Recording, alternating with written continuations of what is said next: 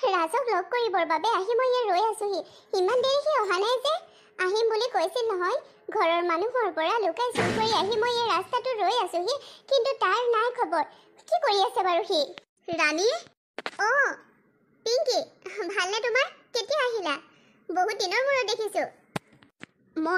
মই কালি আহিলোঁ। ৰাজে তোমাক কোৱা নাই নেকি? নাই, ৰাজে মোক এই বিষয়ে কোৱা নাই নহয়। অঁ, ৰাজে চাগে তোমাক ট্ৰুলি ভালেই নাপায়।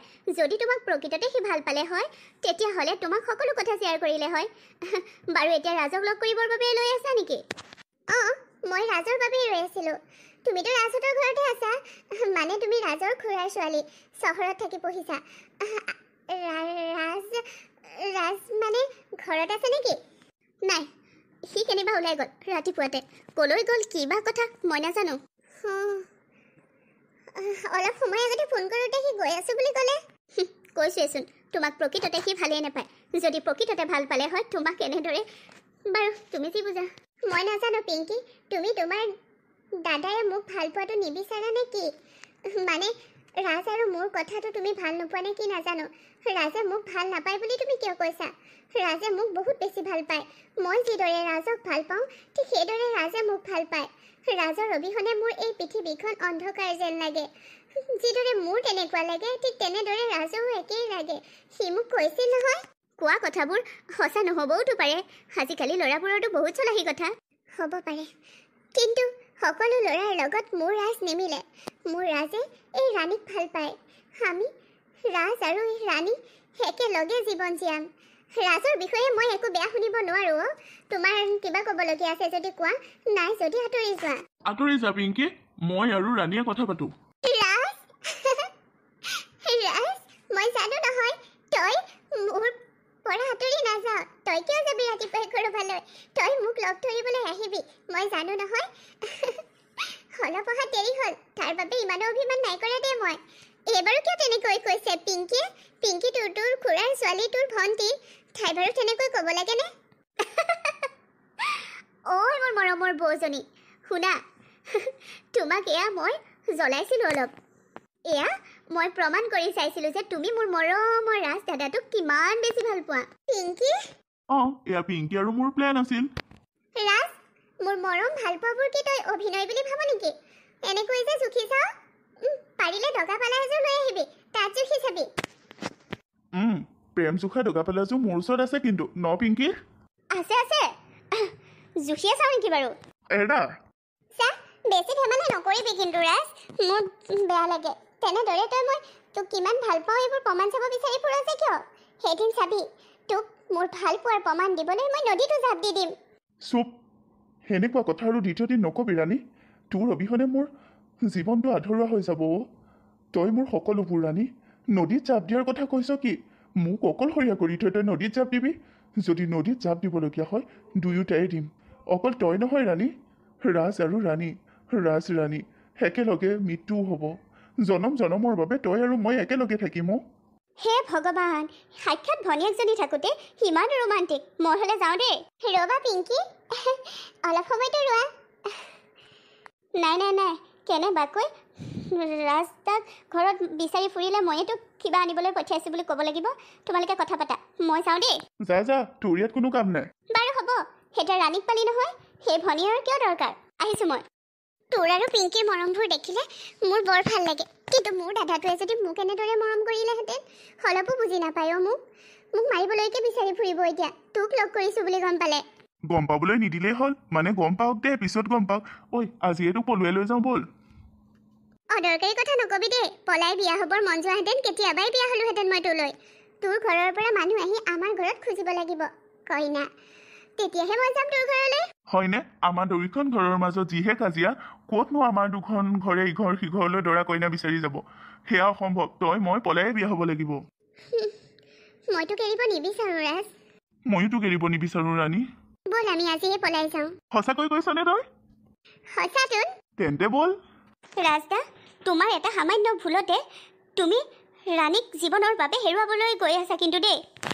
কিয় বাৰু আজি সেই সিদ্ধান্তত ল'ব লাগে? কিয় তুমি ৰাণী বাক পলুৱাই আনিবলৈ লৈছিলা? ৰাস্তাত ককায়েকে পাই উৰফুটাই লৈ গ'ল। এতিয়া শুনা মতে ৰাণীক দৰ্জা মাৰি বাহিৰৰ পৰা লগ কৰি সোমাই থৈছে। কালিলৈ বোলে কোনোবা চহৰীয়া ল'ৰা এটাৰ লগত তাইক বিয়া দি দিব, মানে পঠিয়াই দিব ভাত সাজ খুৱাই। মই থাকোঁতে ৰাণী বেলেগৰ হ'ব নোৱাৰে। আৰে সেই ককায়েকটোৱে আমাৰ ঘৰলৈ ৰাণীক বিয়া নিদিয়ে। আমাৰ ঘৰৰ মানুহে ৰাণীক এইখন ঘৰলৈ বোৱাৰী কৰি নানে। আমাৰ উপায় আছিল কি? তাই মোক বহুত ভাল পায়, মই তাইক বহুত ভাল পাওঁ, আৰু আমাৰ ভাল পোৱা হেৰুৱাব নোৱাৰোঁ নহয় সিটোৱে সিটোক। গতিকে আমি সেই সিদ্ধান্তটো লৈছিলোঁ। আৰু ক'ৰ পৰানো ককায়েকটোৱে আমাক চাই আছিল, আগফাটি ধৰিলে নহয় ৰাস্তাত। তাইক বস্তি দুটা মানুহে গোট খাই গাড়ীত উঠাই লৈ গ'ল।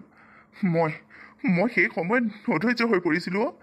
মোৰ কিয় বাৰু তেনেকুৱা হ'ল? মই কিয় ৰাণীক বচাব নোৱাৰিলোঁ? কিয় ৰাণীক মোৰ কৰি লৈ আহিব নোৱাৰিলোঁ? সেইটোৱেতো কৈছোঁ, তোৰ আৰু ৰাণীৰ সেই সামান্য ভুলটোৰ বাবে তহঁত দুয়োটাৰ পৰা আঁতৰ হ'লি জীৱনৰ কাৰণে, গোটেই জীৱনৰ কাৰণে। কালিলৈ যদি ৰাণী গুচি যায় চহৰলৈ বিয়া হৈ, তোৰ কি হ'ব? আৰু ৰাণী বেলেগৰ লগত জানো সুখী হ'ব পাৰিব? ৰাণী নোৱাৰে সুখী হ'ব, আৰু ময়ো নোৱাৰোঁ ৰাণীৰ অবিহনে সুখী হ'ব। কিবা এটা নহয় কিবা এটা কৰিবই লাগিব। ঐ ৰাজ, পোহৰ হ'ল, বেলি ওলালে, কোনোবাই এতিয়া আমাক দেখিব। ইমান লাহে লাহে তই চাইকেল চলাইছনে? তই চিন্তা নকৰিবি, এতিয়া কোনোবাই দেখিলেও তোক আৰু লৈ যাব নোৱাৰে। হয়নে? পইচাকে ঘৰত বিচৰা কুচৰা হৈছে। নাই হোৱা তোক বিচৰা কুচৰা। তোৰ কুম্ভকৰ্ণ দাদা শুই আছে চাগে এতিয়ালৈকে। সেইটো অৱশ্যে হয়, মই কালি মাৰ লগত নুশুলো, সেইটোৱে ভাল হ'ল। মাৰ লগত হোৱাহেঁতেন কেতিয়া উঠি আহিলো গম পাই গ'লহেঁতেন মায়ে।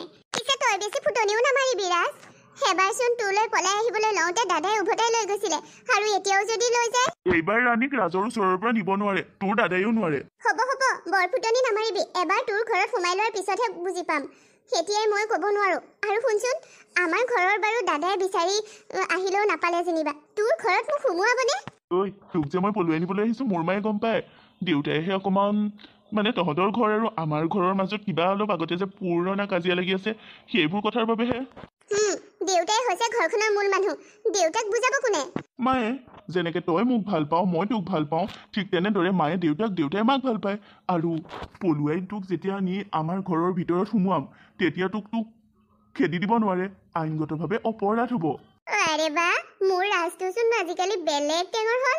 ঐ ৰাজ, বেছি টেঙৰো হৈ নাযাবি। ইমান বেছি টেঙৰ হ'লে ৰাণীক পিছত তই ঠগি ক'ৰবালৈ গুচিয়ে যাবি। হেত তেৰি, এনেকুৱা কথাবোৰ মনলৈ নানিবি। কৈছোৱেচোন, ৰাজৰ বাবে ৰাণী আৰু ৰাণীৰ বাবে ৰাজ। তই সেইবোৰ কথা নাভাবিবি। বল এতিয়া জল্দি ঘৰৰ ভিতৰ সোমাওঁগৈ। বল পাই, মোৰ এই দাদাটো অহাৰ আগত ঘৰ সোমোৱাগৈ মোক। বল। আৰে, মোৰ ৰাণীজনীকচোন আজি দেখিবলৈ বহুত ধুনীয়া লাগিছে। মোৰ ৰাজকো আজি কম ধুনীয়া লগা নাই। দেখিলি, তই এনেই চিন্তা কৰি আছিলি। আৰে, মই তোক পলুৱাই আনিলতে সকলো প্ৰব্লেম ছল্ভ হৈ গ'ল দেখিলি। আগতেহে আমি ভয় খাই আছিলোঁ, আৰু তোৰ দাদাটোৱে আগতেহে উৎপাত লগাই আছিলে। তোক আনি ঘৰৰ ভিতৰত সোমোৱাৰ পিছত কি কৰিব পাৰিলে? এতিয়াচোন আমাৰ দুয়োখন ঘৰ মিলি আমাৰ বুঢ়া বিয়া পতাত ব্যস্ত। আজি আমাৰ বুঢ়া বিয়া। বুঢ়া বিয়া বুলি নকবি দেই।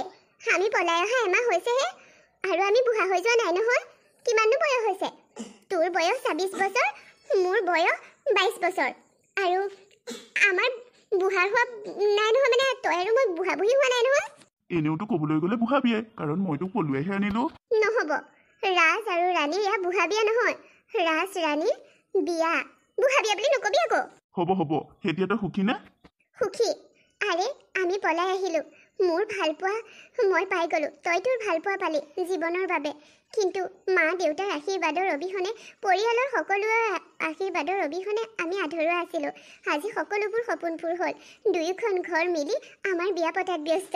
হয়, এতিয়া আমাক সকলোৱে প্ৰদান কৰিব। বৈ বাহিৰত হোম পুৰিবলৈ আমাক মাতিছে নহয়। বল। আজি ৰাজ ৰাণীৰ বিয়া।